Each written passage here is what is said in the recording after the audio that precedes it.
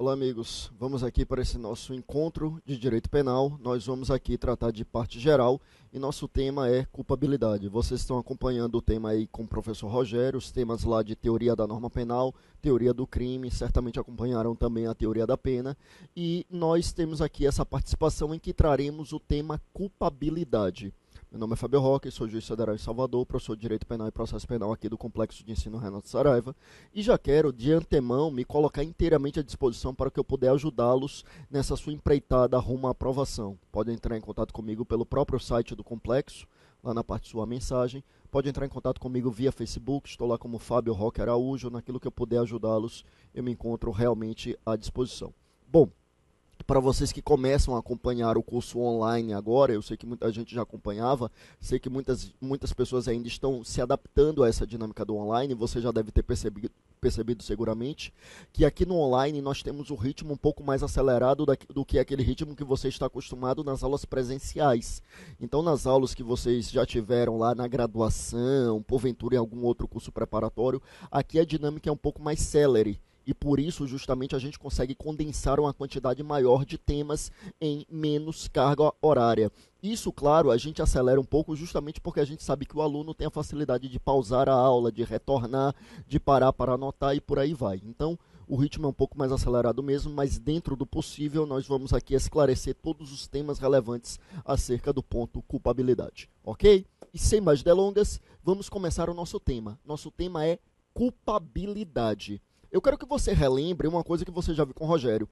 Você seguramente já viu que é muito forte na doutrina nacional e, sobretudo, também na estrangeira, a ideia de que o crime é constituído de 3 elementos.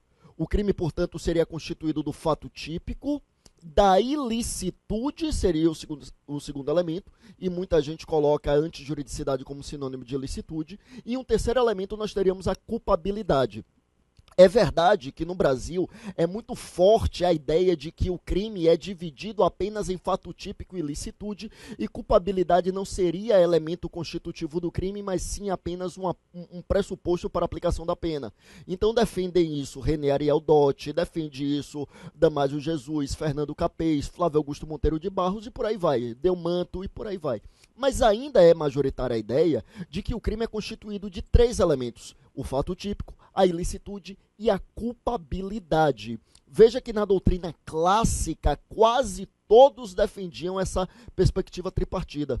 Na doutrina mais atual, sem dúvida nenhuma, também uma série de autores, César Bittencourt, Luiz Regis Prado, enfim, Cláudio Brandão, nós temos uma série de autores que incluem a culpabilidade no bojo justamente da concepção de crime.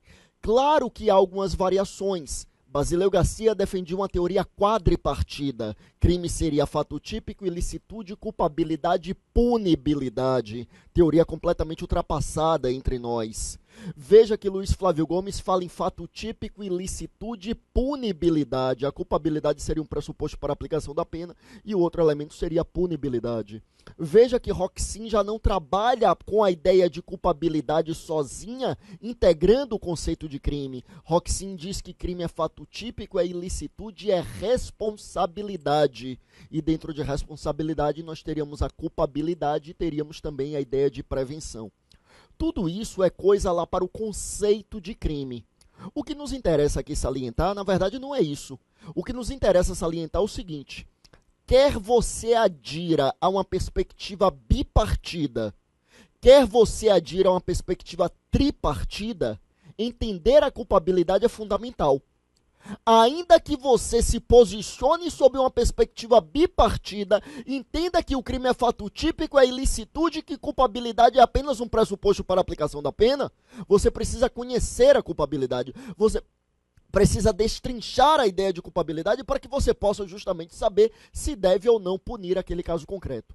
Então não importa qual é o conceito de crime com o qual você esteja trabalhando, é necessário destrinchar a ideia de culpabilidade. Vamos avançar?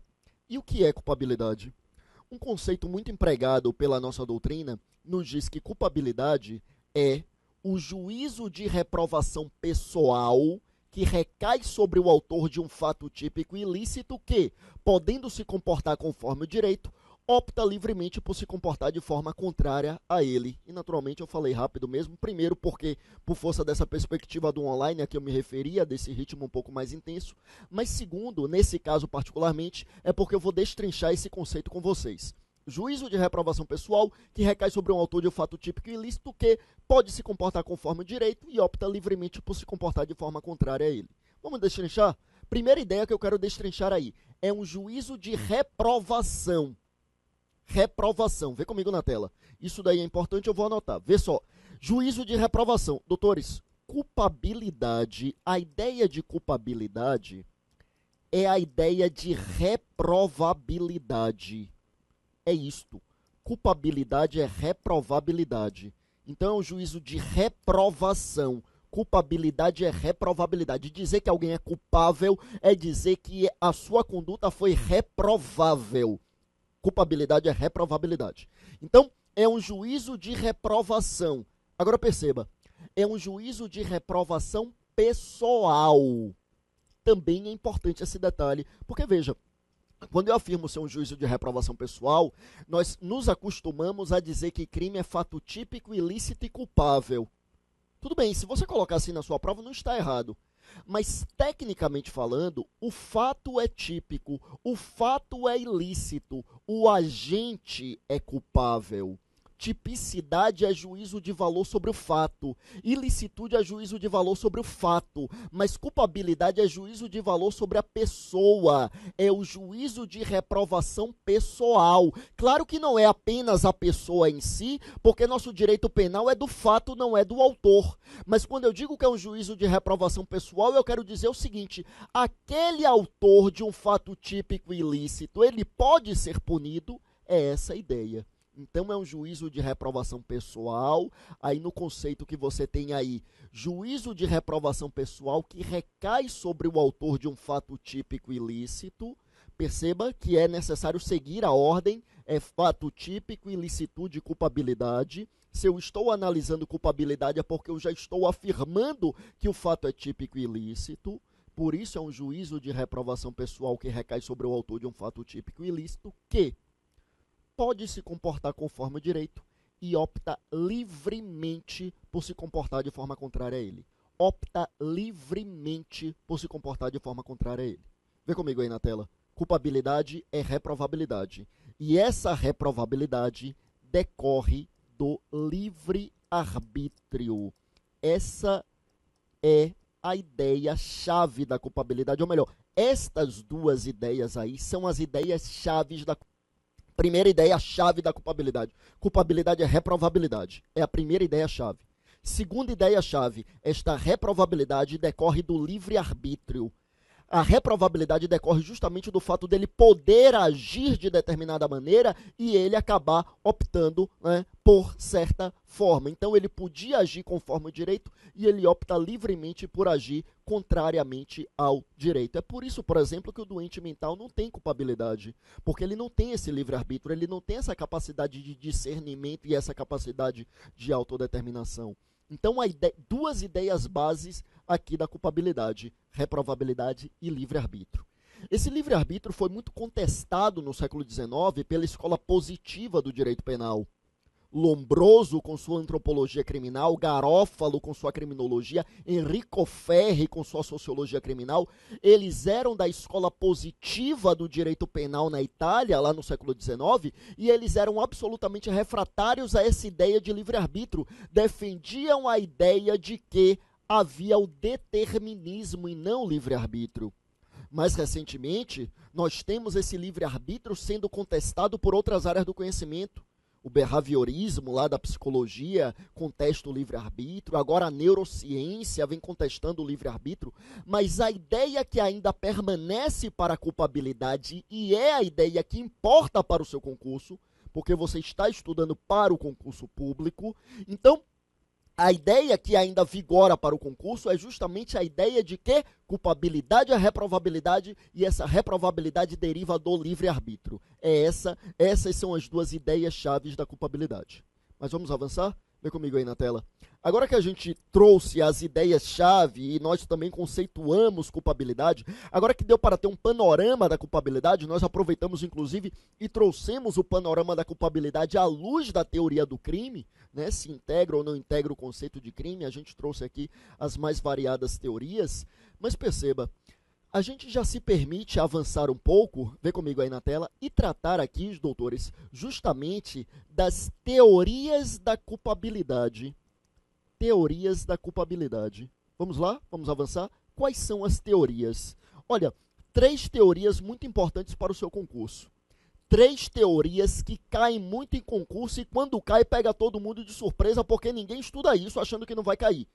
3 teorias. A primeira teoria, veja, uma evolução histórica. A primeira teoria importante sobre o estudo da culpabilidade foi a teoria psicológica. Foi a teoria psicológica. Você vai ter de lembrar comigo agora aquilo que você já viu com Rogério, quando ele tratou de teorias da ação. E Rogério falou aqui do causalismo, Rogério falou aqui do finalismo. Você lembra que lá no causalismo, ou teoria causal da ação, também chamada de teoria mecanicista da ação, veja que era um período em que os estudiosos das ciências humanas, eles pretendiam utilizar os mesmos métodos empregados pelas ciências naturais. Tanto que a sociologia, quando surgiu, era chamada de física social, como se a gente pudesse utilizar aqueles parâmetros de estudo da física, que na época era uma ciência exata, muito antes do advento da física quântica, né, como se a gente pudesse utilizar isso para, obviamente, aqui o direito. Ainda era a ideia da física newtoniana ainda, não era ainda a física quântica. Enfim, mas olha comigo aí na tela. Lá na época do causalismo, a teoria da culpabilidade era a teoria psicológica. E os grandes defensores do causalismo, que eram Liszt, né, Franz von Liszt e Belling, né, Ernest Belling, eles defendiam que a culpabilidade era psicológica. Como assim psicológica? É simples. Eles defendiam a ideia de que na culpabilidade estava dolo ou culpa. Na culpabilidade estaria o dolo ou a culpa. Ou seja, o elemento subjetivo da conduta humana, o elemento subjetivo do crime, dolo ou culpa, na época, estavam dentro da culpabilidade. É por isso que até hoje muita gente confunde culpa e culpabilidade, são coisas distintas. Culpa é uma das modalidades de elemento subjetivo, elemento volitivo, elemento de vontade, elemento intelectivo, é tudo sinônimo. Culpa é saber se houve ou não houve a intenção de produzir o resultado, se assumiu ou não assumiu o risco de produzir o resultado. É diferente de culpabilidade. Culpabilidade é a reprovabilidade, como a gente acabou de ver. Então, até hoje, as pessoas confundem. Na época, realmente, culpabilidade era constituída apenas de um elemento psicológico, que era o dolo ou a culpa. Como é que ficava a teoria do crime naquela época? Vê comigo aí na tela. No conceito de crime, veja só, na época, então, eu tinha o crime como fato típico, como eu tenho hoje. Aí eu tinha a ilicitude, e permita-me abreviar aquilo que não nos interessa, e tínhamos a culpabilidade, ou seja, 3 elementos como existem atualmente. Mas veja como é que ficava naquela época. Eu vou abreviar aquilo que não nos interessa. Isso aqui vocês já viram lá nos encontros com o Rogério. Veja só, fato típico era a conduta humana penalmente relevante. Essa conduta humana era uma ação ou omissão. Aí a conduta produziu um resultado, havia um nexo causal, um nexo ligando a conduta ao resultado, e havia a tipicidade. Tudo bem. Excludentes de ilicitude eram as mesmas, então estado de necessidade, legítima defesa, estrito cumprimento de um dever legal, exercício regular de direito e, obviamente, como causa supralegal, o consentimento do ofendido. Tudo bem. Até aí, tudo bem. Na época da teoria psicológica da culpabilidade, a culpabilidade só tinha elemento psicológico, ou seja, culpabilidade era dolo ou culpa. teoria psicológica. Dolo e culpa eram aferidos aí dentro da culpabilidade. Só a teoria era puramente psicológica, porque o dolo e a culpa, né, o elemento psicológico, eles constituíam integralmente a culpabilidade. Veja que nesse período histórico não se falava nem sequer na imputabilidade como elemento da culpabilidade. Imputabilidade era um pressuposto para aferir a culpabilidade, mas dela não fazia parte. Eu analisava se o sujeito era imputável para depois analisar a culpabilidade, que na época era analisar dolo ou culpa. Então, na época era, volta comigo para a tela, na época da teoria psicológica era assim.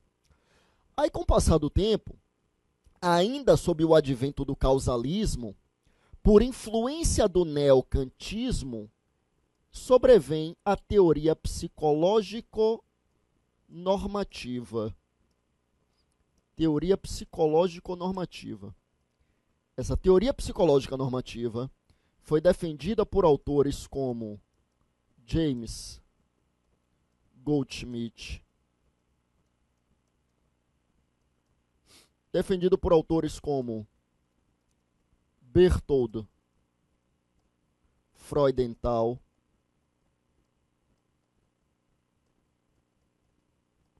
autores como Edmund Metzger e autores como Frank, Reinhard Frank. Esses autores fizeram o seguinte: por que teoria psicológica normativa? Porque eles mantiveram o elemento psicológico dentro da culpabilidade. Então disseram que dolo e culpa estavam aqui dentro da culpabilidade. Mas a este elemento psicológico, eles acrescentaram dois elementos normativos, ou seja, elementos valorativos.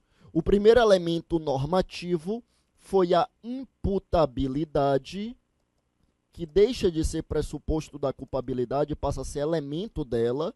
E o outro foi a exigibilidade de conduta diversa. Então, o que é que acontece? Na época, passou então a ter dolo e culpa, imputabilidade. Dolo e culpa era elemento psicológico, e como elemento normativo nós tínhamos a imputabilidade e a exigibilidade de conduta diversa. E a consciência da ilicitude não estava aqui, não? Não. Na época, a consciência da ilicitude fazia parte do dolo. Hoje a gente sabe que dolo não é consciência da ilicitude. Hoje a gente sabe que dolo é consciência do que se está fazendo e não consciência do que é ou não é ilícito. Dolo, atualmente, é constituído de um binômio. É o binômio consciência e vontade. Dolo é a consciência do que se está fazendo e é a vontade de fazer. Só que dolo não é a consciência da ilicitude. São duas coisas distintas. Tudo bem. Na época, não. Na época da teoria psicológica normativa, a consciência da ilicitude integrava o dolo. Volta comigo para a tela. Agora você vai recordar aqui o encontro que você teve lá com o Rogério sobre teorias da ação. No final da Segunda Grande Guerra, vem a teoria finalista. E para a teoria finalista, a culpabilidade é normativa pura. A teoria finalista, defendida por Welzel, Hans Welzel, é uma teoria normativa pura. Por que normativa pura? Porque Welzel, estudando Aristóteles, passou a entender que toda conduta humana é uma conduta destinada a um fim, por isso finalismo. E Welzel vai dizer que se esse fim é ilícito, a conduta é dolosa. E se o fim é lícito, mas o sujeito não emprega as cautelas devidas, aí a conduta é culposa. Então, Welzel retira o dolo e a culpa de dentro da culpabilidade e joga para dentro da conduta humana, dizendo que toda conduta humana é uma ação ou omissão dolosa ou culposa. toda conduta humana penalmente relevante é uma conduta humana dolosa ou culposa. Então, Welzel retira os elementos psicológicos de dentro da culpabilidade e mantém apenas os elementos normativos. Ele manteve a imputabilidade, ele manteve a exigibilidade de conduta diversa e ele acrescenta um terceiro elemento. Ele acrescenta a potencial consciência da ilicitude. Veja que a consciência da ilicitude que integrava o dolo sai de dentro do dolo e fica como elemento autônomo da culpabilidade. Então, doutores, aqui no atual estágio, no atual panorama da culpabilidade que nós temos a culpabilidade com 3 elementos normativos, 3 elementos valorativos: a imputabilidade, a exigibilidade de conduta diversa e a potencial consciência da ilicitude. É a ideia de culpabilidade que vem desde o finalismo e é sob a égide dessa concepção que a gente vai analisar a culpabilidade. Então, quando a gente já viu o que é a culpabilidade, trouxemos o conceito, trouxemos as ideias-chaves, que é justamente a reprovação e também o livre-arbítrio. Nós vimos a evolução histórica do conceito de culpabilidade, analisando os autores, inclusive, que podem ser cobrados na sua prova, como já foram nos concursos mais densos. Claro que um concurso menos denso, isso não vai ser cobrado, mas magistratura, MP federal, como já foi cobrado, eu não tenho a menor dúvida. Então, nós temos aqui este panorama, a culpabilidade com 3 elementos normativos, que são elementos, portanto, valorativos, elementos em relação aos quais se exerce o juízo de valor. São esses elementos que a gente vai estudar. Vamos lá? Vem comigo aí na tela. Primeiro elemento que a gente vai estudar, então, obviamente, é a imputabilidade. Vamos começar? Então, primeiro elemento aqui, doutores, nós temos a imputabilidade. Imputabilidade, olha só. Imputar é atribuir. Imputar é atribuir algo a alguém. Imputável é aquele a quem eu posso atribuir algo. Claro que aqui, quando eu falo imputabilidade, eu estou me referindo à imputabilidade penal. Então, imputável é aquele a quem eu posso atribuir a responsabilidade penal. Daí, Francisco de Assis Toledo utilizar a expressão atribuibilidade. Imputabilidade, Assis Toledo chamava de atribuibilidade, porque imputar é atribuir. Imputável é aquele a quem eu posso atribuir a responsabilidade penal. A quem eu posso atribuir a responsabilidade penal? Bom, a regra é que eu possa atribuir a responsabilidade penal. Esta é a regra. Esta regra é afastada em 3 hipóteses. Eu tenho 3 hipóteses em que eu afasto essa imputabilidade. Vê comigo na tela. Primeira, a menoridade, né? Então, primeira, obviamente, é a menoridade. Segunda é a doença mental, mas a gente vai ver exatamente que não é só a doença mental, a gente vai analisar aqui o artigo 26. Então, doença mental. E o terceiro, doutores, nós temos aqui, obviamente, é a embriaguez completa e fortuita. Embriaguez completa e fortuita. Então, nós temos aqui, obviamente, 3 hipóteses em que se afastaria a imputabilidade, que é esta atribuibilidade. Vamos lá? Veja só. Uma pergunta que sempre me fazem e é uma coisa que vira e mexe cai em concurso na área federal. Magistratura federal, por exemplo, isso é relativamente comum. Há algum tempo já não cai, mas já caiu muito. E se há algum tempo não cai, bem provável que volte a cair, né? Veja, sempre indagam o seguinte: e o índio? E o índio? O índio, outrora chamado de silvícola, o Estatuto do Índio, Lei 6.001 de 1973, até hoje emprega essa expressão silvícola, expressão que foi abandonada pelo Código Civil em 2002. Mas e o índio, ele é inimputável?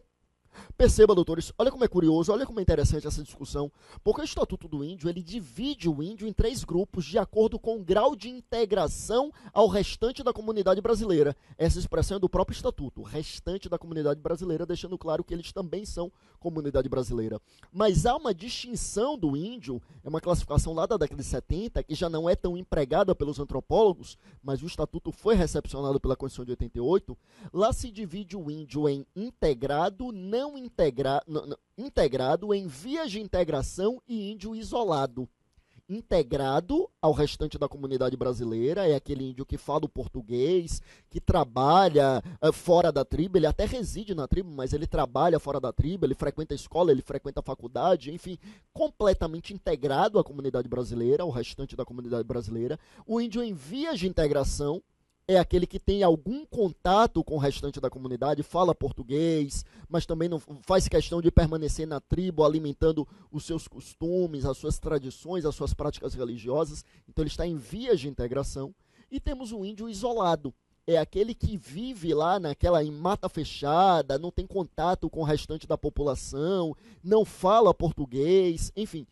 Aí, como o Estatuto do Índio divide o índio nessas categorias, durante muito tempo se defendeu a seguinte ideia. Se defendia a ideia de que o índio integrado era imputável, o índio em vias de integração era...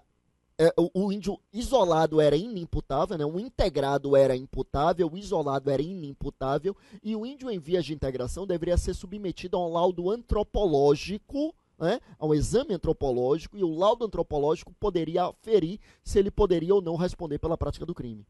Isso acabou já. Essa distinção realizada pela doutrina acabou. O Supremo Tribunal Federal, em 2005, em um precedente de relatoria do ministro Eros Roberto Grau, deixou claro que o índio ele é culpável ou não da mesma forma como todos nós. Então aquele índio que está lá no meio da floresta e aí nasceu o bebê e eles acham que aquele bebê vai trazer azar para a tribo, então eles matam o bebê. Lamentavelmente ainda é uma prática corrente em algumas tribos. Nascem a criança, eles pegam a criança e enterram vivo, recém-nascido. E aí esse índio vai responder pelo crime? Provavelmente não. Mas provavelmente, vê comigo aí na tela, não, vê comigo na tela, provavelmente não, por falta de potencial consciência da ilicitude.